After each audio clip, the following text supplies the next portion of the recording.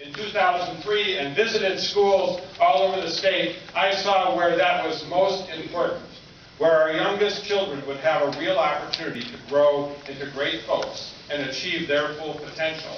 So my commitment is to make sure that in Minnesota, every child will grow up and be able to graduate from some post-secondary program, whether it's a program here at Alexandria Tech or another kind of a four-year degree at the University of Minnesota. That ought to be the goal for every child in Minnesota, that he or she will graduate. They have to be able to afford it, but they also have to be ready, and that means starting with our youngest kids.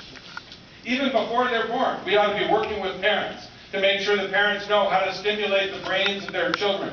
We ought to make sure that the family is healthy so that children can be successful. With too many low-income kids in this state, too many kids of color, are not succeeding because their parents move around too much. Because if you're low income, your home is not stable. We need to see how all the things that government helps people do can support what happens in education. Now, I'm glad to hear a lot of other people talk about education and their commitment to it, but I've been committed to it for a long time. You know, in 2003, in 2004, Governor Pawlenty had appointed Sherry Pearson-Yecky, an enemy of our kids, the Commissioner of Education. I led the fight to make sure that the Senate didn't confirm her, and we sent her to Florida to join Jeb Bush.